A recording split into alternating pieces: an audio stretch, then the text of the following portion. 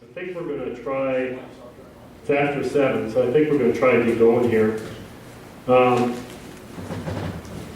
We pulled everybody together here tonight because we wanted to kind of talk about what's going on at Bannack. And I know a lot of you are probably getting frustrated that you can't get out there to see firsthand yourself of what we're dealing with out there. However, because of safety concerns, artifacts, protecting our resources, all that kind of stuff that's going on at the same time, we are limiting people from going into Bannack. As you know, we're hit with a flash flood on July 17th. And it took us all by surprise. We didn't realize that, rainstorm that started out with just a little bit of rain, thunder, and lightning was going to dump 2 inches plus of rain up in the gulch area. So we had a isolated cell up there. And when all of that accumulated, came down, it came down the gulch. And as soon as, we're going to go through some slides here in a couple of minutes here, kind of showing you what we're dealing with and what we dealt with. Luckily, and thank the Lord for not having any casualties. It could have very well turned into something more devastating than it is. We had about 20 people in the town site at the time. There were some minor injuries. We had a group of people that ended up going to the hospital, to the emergency room. They had bruises, cuts, scrapes. One of the survivors here is Jay Christensen. He was across the street, so he saw it firsthand. He was in the Ryburn house. So, and he even got some bruises and cuts. So it came quickly, and within about a 20-25 minute period, we had water running everywhere. And boardwalks floating, you name it, mud everywhere. Just a fascinating thing that I've never experienced before, even though I've been with Bannack 9 years. And we've had rain, we've had some isolated storms. However, that ditch that's out behind the town site, the historic ditch, took all of that water and diverted it to the east end of town. And our forefathers who lived out there at Bannack had the foresight to do that. However, when you have a massive amount of water coming down that gulch, that ditch just could not hold it. And it blew out that ditch, and we ended up with all that water in town. Before I get going, I just wanted to introduce my staff that's here tonight. I saw Arliss here, Lisa, Wade's back there, of course Tom. My wife Dee lives out the park, obviously, with me. She's ready to move now. So, don't know who else is here. We have a number of our Bannack Association board members and a lot of people interested in Bannack that have volunteered over the years. So, appreciate you coming tonight, and hopefully can give you a good idea of what's going on. Our other 2 folks that you won't know here in the room are from Belfour, which is the cleanup crew, or I should say the company that our insurance company contracted with to do all the restoration, cleaning out these buildings. They hired about 49 local laborers to help them get this site cleaned up. They're moving very fast. We're very excited about the work that they're doing. Bannack is going to come back to what it once was, and maybe even better. So, Gil, you want to stand up? And Ian, I should say. This is Gil and Ian. Okay. We have an incident command structure set up at Bannack, which means basically that we have a system that we go by. I'm the incident commander, so everything comes to me, and then it gets filtered down. We have Tom is the operations section chief, and Wade is the logistics section chief. So basically, it just takes our immediate staff. use us in particular areas in this incident command structure. We also have a security structure going out there at Bannack. Belfour has contract with Black Knight Security out of Missoula, and they're on 24 hours a day. So they're stopping folks as they come in. We only let certain folks come in, basically the press, and then there was a select few of folks that the Masons, Bannack Association, and a few others that have a key interest in Bannack that we need to show them firsthand what we're dealing with. We also have our campground host here tonight, Richard and Kathy Morris. Are you back there somewhere? Can't see. There you are. They're with us for the summer. They were on site as well when this happened, so they got to see everything firsthand. Okay, so with all that said, let's go ahead, Tom, and start with what we are dealing with here.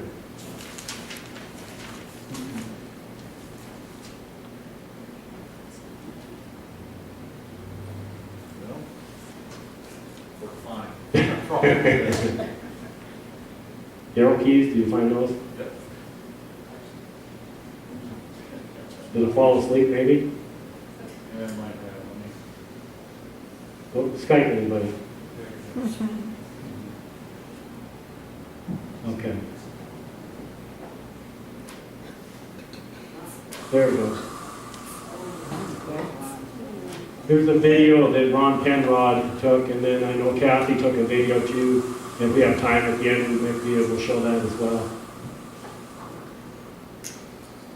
But you can see where all the water is coming from. This is only on the one side of town. It basically came on every side, down the middle.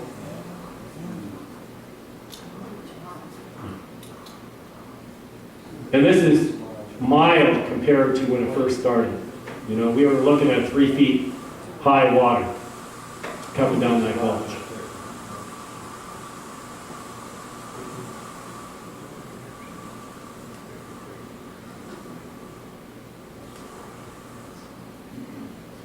You can tell we were ready for Bannack days.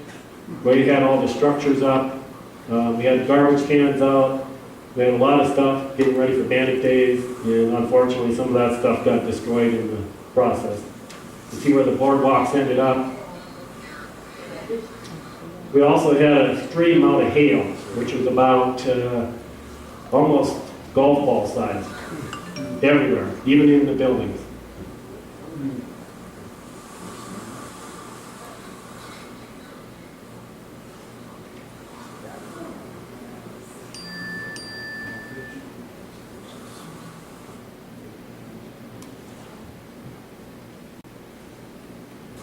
You see from the flood area here, the very top of that is the gulch. Patrick's not here, right? Patrick Madden, who is our AmeriCorps member for Bannack, did this GPS graphic here showing where the water basically came down the gulch, and we have a nice deep ravine now. And all that water were dispersed in the town site. The town site is at the bottom, as you can see. So it affected the whole interior of Bannack. If you look at the top of the graphic, right up here is the gulch. This is what the water left behind for us. Deep ravine. And again, right behind the hotel there, you can see how wide it is.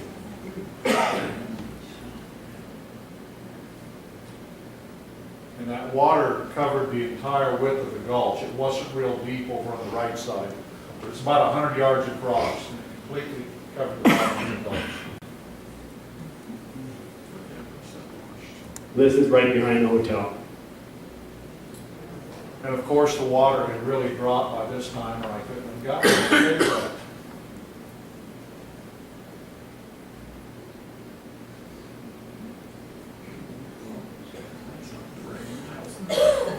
Now, the aftermath of something like that, obviously all the buildings within the interior of Bannack got some type of flood damage as well as mud. Ryburn House fared a little better than most. Ryburn House was basically,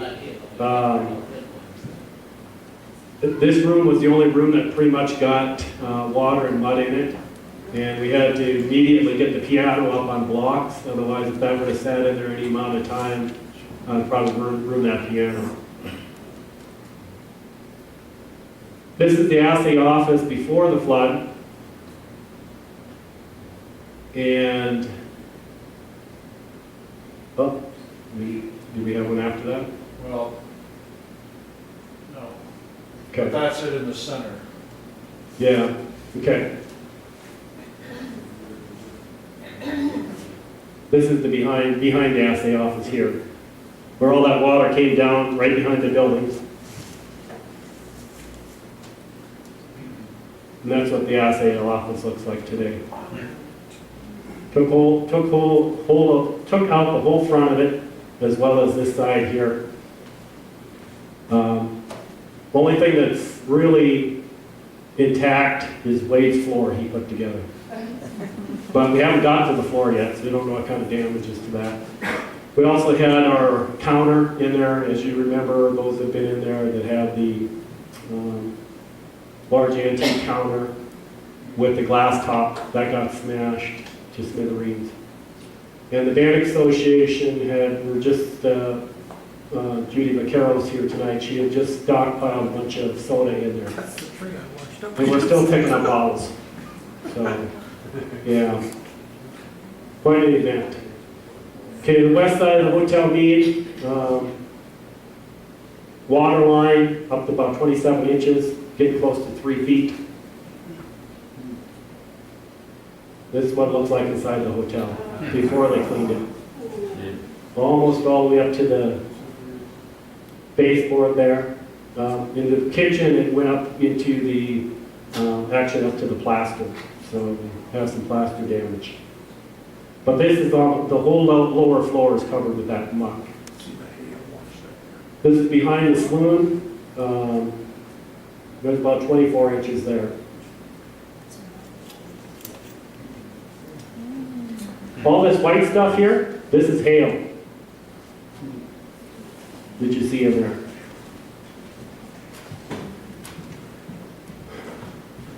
The mining equipment, that water was so strong, powerful, they moved a lot of that mining equipment down towards the creek, taking up that heavy steel.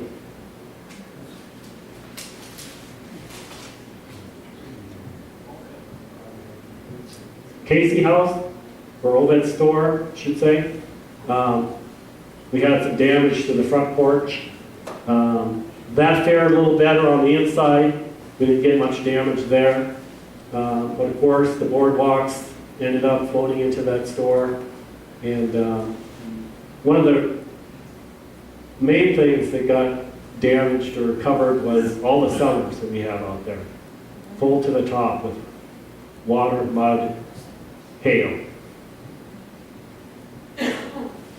Inside the Graves house, that fared a little better because it was only on the one side. It was the east side of the house, or I should say west side of the house, kitchen part, that it got water damage. Bull panning area. See the stacked boardwalks. It put boardwalk on top of another boardwalk.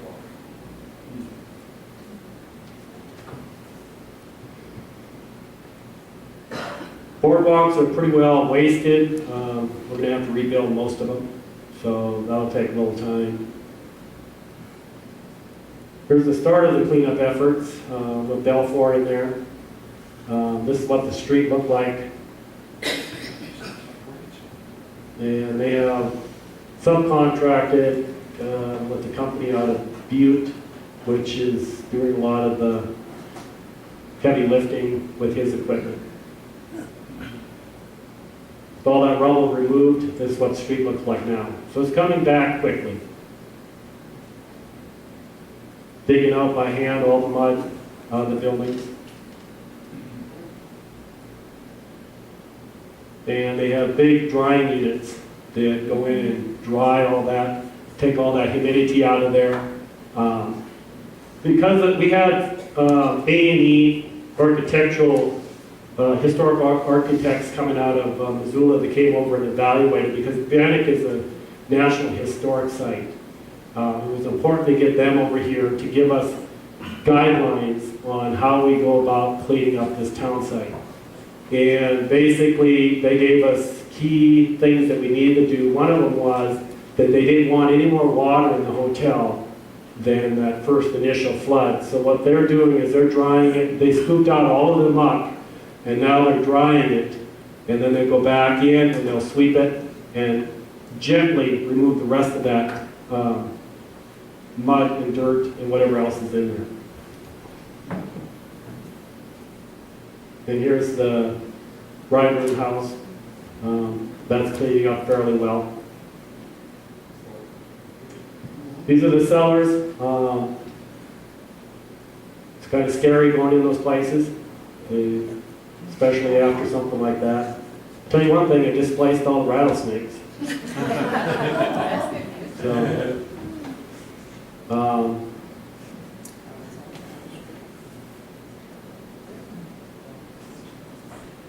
this is before, this is after. You can tell there's still a little bit of residue on the floor with the mud. However, again, they're drying that out, sweeping it out, drying it out, sweeping it out. So it's coming back. Skinner's wound, before, after.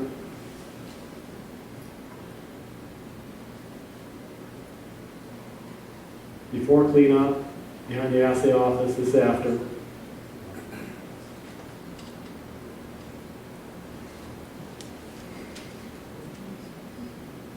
The other thing that we're dealing with is we have a lot of, I guess we call it, periods of time in these buildings. You got different types of linoleum, all those kind of things that we have to pay attention to. So things have to go a little slower than a typical cleanup of any other normal building. We're dealing with a lot of artifacts. This is the AmeriCorps members. They came from all over the state to come out and help us identify or collect, but collect and GPS all the artifacts that washed out of the hill from the gulch, and then they were also displaced in the town site from this water. What kind of artifacts? A lot of tin cans, what else, Tom? Bottles. A lot of complete bottles. A lot of bones, yeah. In fact, there was somebody just emailed me this morning, and there was a rumor that was going around that we found human bones, but that's just a rumor. They were animal bones, and we found a bunch of them at Graves' house. Basically, what they did was they would butcher antelope, other game, and they would just throw it out their windows. And then when they were ready to build a new addition, they just built over the top of that stuff. So basically, they just throw it out to their chickens or whatever and clean them up, and that's where they'd lay. You might talk about what they're doing here, Dale. Yeah, this is an actual dump. Bannack has a number of dump sites. This one got uncovered during this flash flood, and basically what they're doing is they're filling that back in, and they're covering it back up with, they'll put plastic over the top of it, and they cover it back up with dirt. So that in the future, if we ever do any archaeological work back there, we'll know that how far they can go to get into the real artifacts that weren't damaged by this flood.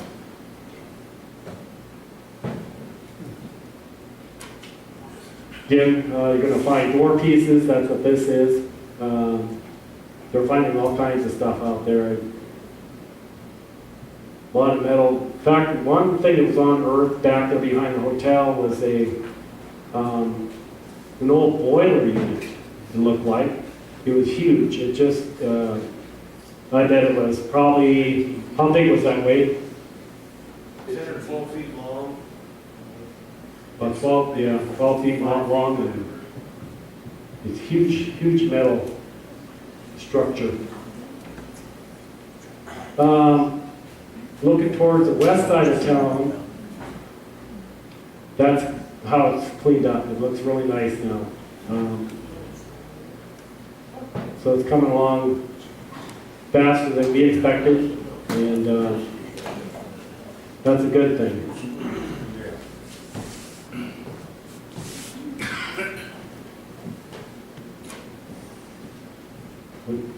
Is that the last slide, Tom? That's the last one. Oh, okay.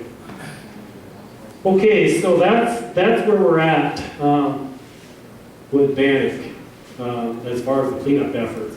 We still have a long ways to go. We don't know right now when Bannack will be opened. It's can't be determined yet. We don't even know what the costs are yet. Right now, our goal is to get as much cleaned up as possible. We have to wait for the buildings to dry out.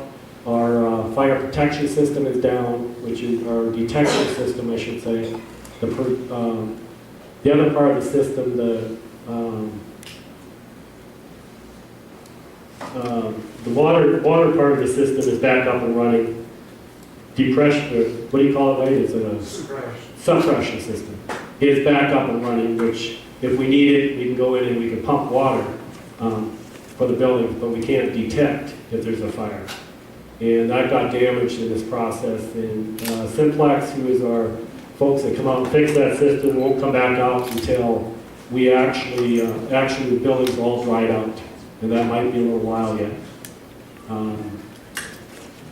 So we're dealing with that at this point. We don't know when Bannack's going to be opened back up. We're moving as quickly and as fast as we're moving as quickly as possible to get that open back up. We have a lot of people inquiring, but until we know something, we can't open it. We don't know, what the insurance is going to cover at this point. We have a pretty good idea that they'll cover a lot of it, and that's a good thing for insurance. But there are going to be some things that they don't cover. And I know Stan Smith is here, and I know there's been others that have donated dollars to help clean up Bannack and to help with some of the things that the insurance company won't cover. We don't know what that is yet because our risk management folks, which we call risk management and tort defense out of Helena, that's our one, that's a state insurance company that we use. They've had some other underwriters of their company out to look at Bannack as well. But one thing that we know that may not be covered is the ditch behind the town site where all that water came down. We don't know exactly what we're going to do with that, where we're going to go with that. That may be a phase 2 or a phase 3 of the Bannack cleanup. So, let me see if there's anything else I wanted to. I'm going to have to talk. Before we go on any further here, is there any questions on what we showed you here today? I mean, is there anything that we can answer for you that? Yes, Dale. Was there any damage to the old church building? No. The church is one of those buildings that would escaped any of the damage from the flash flood.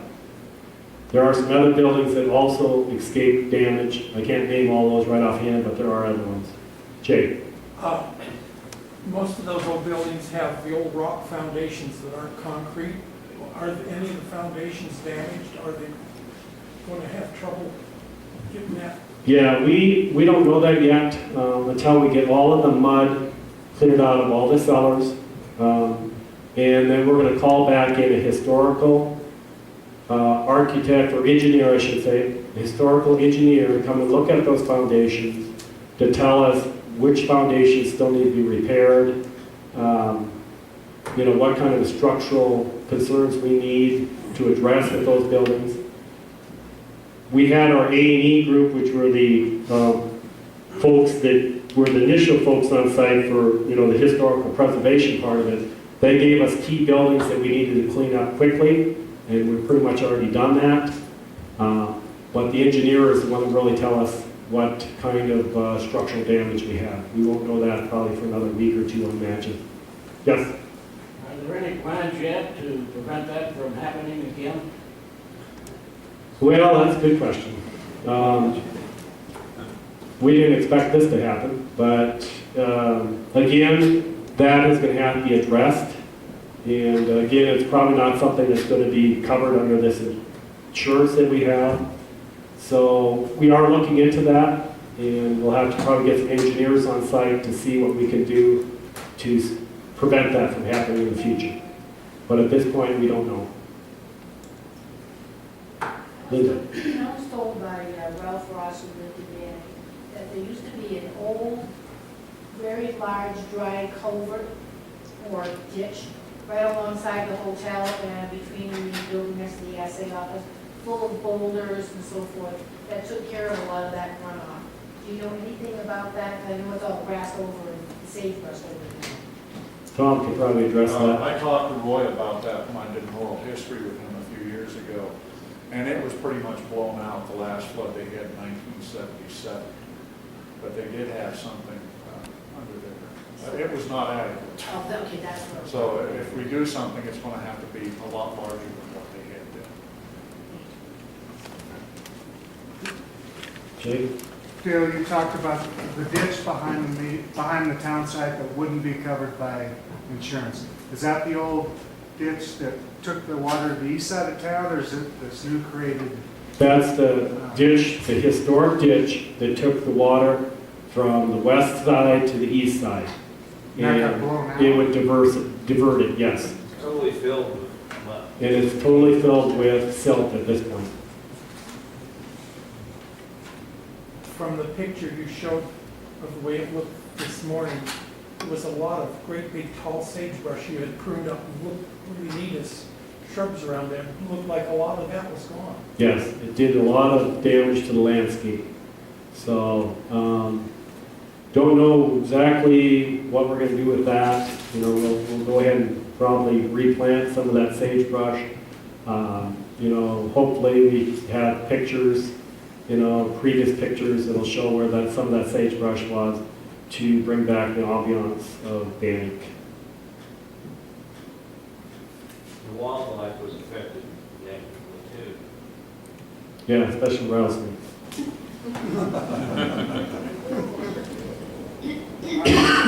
Are there more rattlesnakes now than there were? No, there's No. lots. Good. Less more than 50. Yes. Question? This may be too early to ask this question, but are they going to be repairing the roof so there won't be any further normal water damage? If I recall from being out there, the roofs were in such bad shape that we just continually destroy the inside of those buildings. Yeah, before the storm, before the flash flood, we had a pretty good handle on all the roofs. I mean, that's within our maintenance crew that has been very diligent in keeping those roofs covered with the appropriate materials so that we wouldn't have damage on the inside of the buildings. So with this hail, I guess we can't tell you if that did any damage to the roofs, and that again will be the structural engineers that will have to take a look at that. With the school and the lodge building, have y'all had a chance to look at it yet?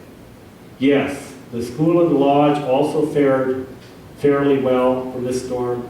We got more sand in the playground area than we didn't have there before, so that's a positive. Yeah. The merry-go-round still works. And the merry-go-round still goes around, yep. Number one question I've been asked is the merry-go-round, is it still there? It's still there, yep, still there. Any other questions? Your house is fine. Yes, both residents, Tom's residence and our residence, did not have any damage. Everything was kind of contained to the middle of town. And the buildings on either end did not get affected. The visitor center didn't get affected. The State House had a little bit of flooding, but not much. And then as you go east from there, more damage. Did you want to tell them about Vigilante Campground? What happened up there? Yes. The Vigilante Campground, we also had damage there. I guess when we think of the town site, we don't think about the campgrounds, but yes, a lot of silt, a lot of muck down there. The teepee got a bunch of mud in there. We had to actually tear the carpet out. We'll have to replace that. During the storm, there were some campers that got damaged from the hail, and but everybody fared well. A lot of our septic systems were affected, especially at the hotel. You know, some of the vault toilets got water in them. You know, those kinds typically happens with a big flood like that. So.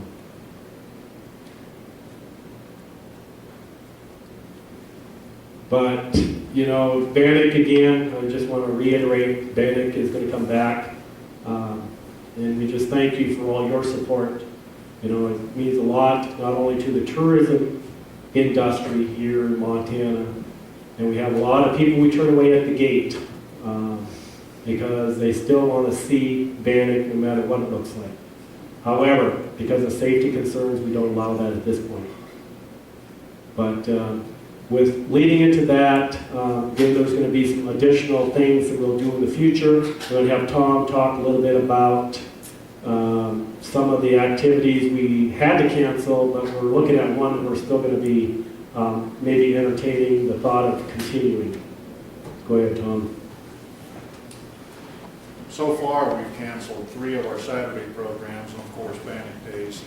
But we originally had a barn dance sponsored by the Bannack Association scheduled for August the 3rd. The initial thought was to cancel this, but we thought with all the people wanting to come out and get a first-hand look at Bannack, perhaps we would go ahead and have this barn dance and use it as a fundraiser to help cover the expenses that the insurance will not cover.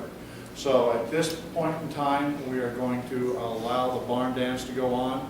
We cannot let anybody into the park until 6 o'clock. We're using that group use parking lot for all the workers to park their cars. So they leave at 5:30, then we'll open the gate for people to come into the group use area for the dance, and we will lead some walks through town with folks so that you can get a first-hand look at just what's going on. I think a lot of people are really anxious to see how Bannack fared. And I think you'll be pleasantly surprised that except for the assay building, the town's in pretty fair shape. It'll take a long time to get everything done, but we're getting we've got a great crew here. These guys right here are responsible for all this work that's going on, and they're moving remarkably fast. And I guess, Stan, you are planning some sort of a benefit on the 14th. I'll let you talk about that if you would. We've renamed it Bannack Fair.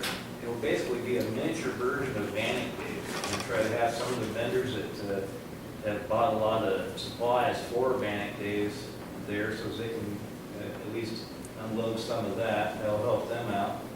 We're going to have music, cowboy poetry, Brother Band will be there. We're going to have a silent auction. We've already got dozens of artwork and photographs that are Bannack related donated. And that's wonderful. I mean, there's some really nice stuff. So we'll have refreshments. Pepsi's going to donate a bunch of popcorns, different things like that. We're still kind of in the planning stages. Next week it'll be totally firmed up and we'll start advertising like crazy. It'll be from 6 o'clock till probably around 10-ish. Whenever we get tired. Where at? Right here and in the pavilion and throughout this complex. We're going to have different things going on. If 4-H kids want to do a little walkthrough with little skits that are historically related to Bannack. We'll have lots of little things going on along with the stages of entertainers.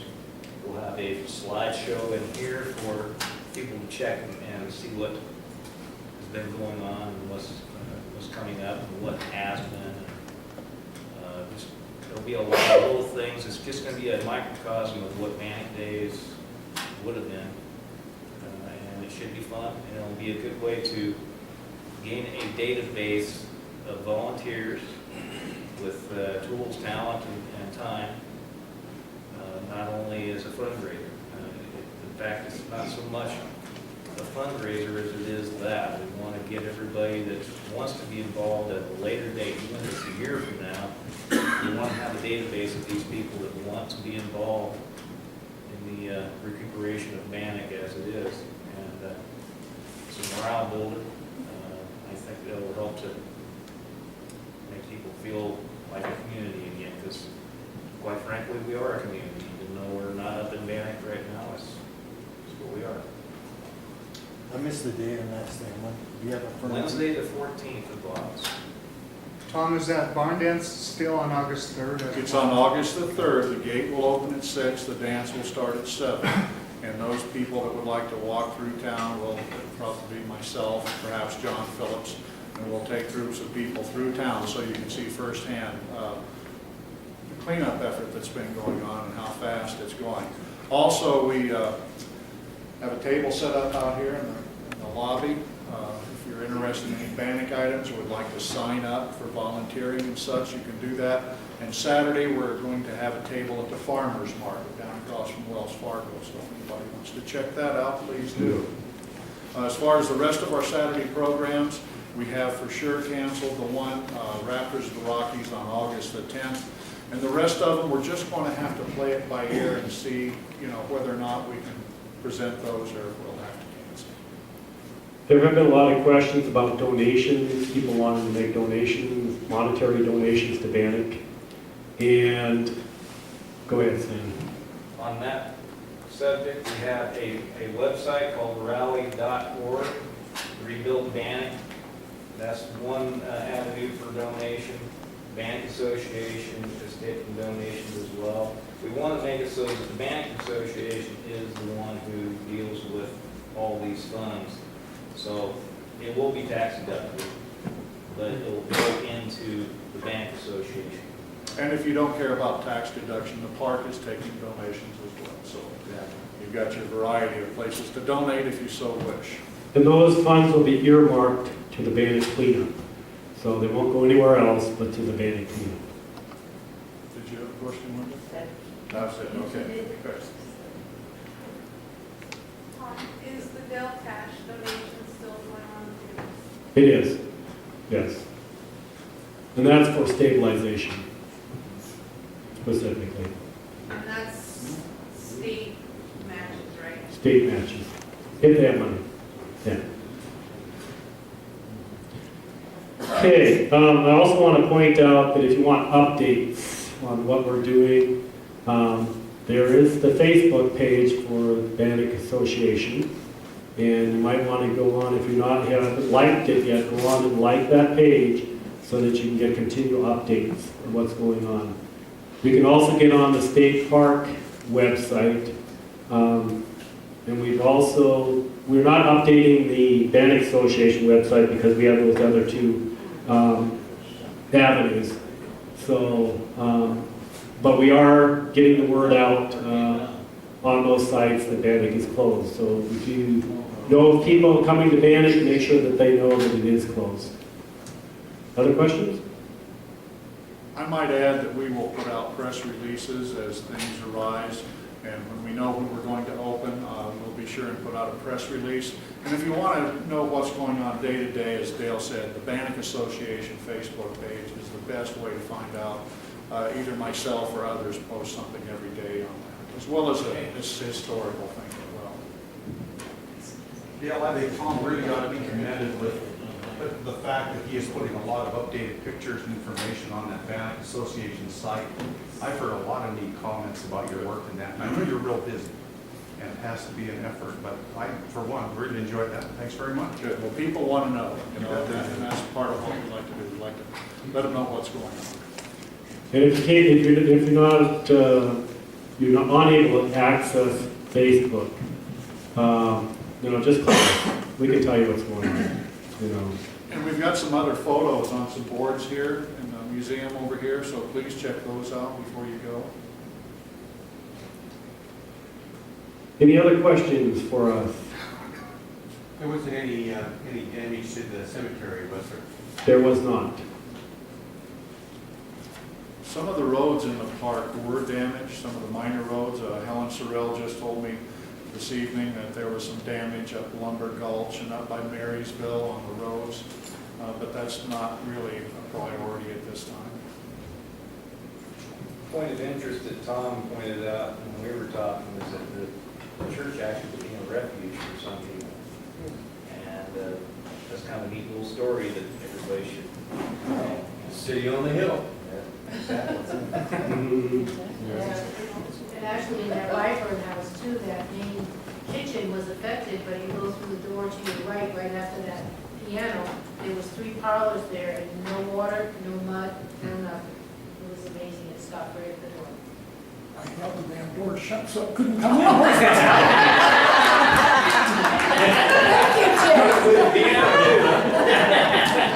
That's why we couldn't get you out of there. Then I decided I couldn't hold it, so I walked it. So again, you know, we're very thankful that nobody was hurt seriously, and we'll move forward, and with the Balfour's help, we'll get Bannack up to back to what it was before the flood. So with all that said, we thank you for participating in this meeting. I don't know if we'll have another one in the near future, but we'll try to bring some more updates. And we're extremely busy. You know, it's just putting in 14-hour days, trying to stay on top of things gets a little drooling after a while. But we're hanging in there. We're doing good. We appreciate all your support. And we look forward to allowing you guys back into the town site so you can see it firsthand once we were allowed to do that. I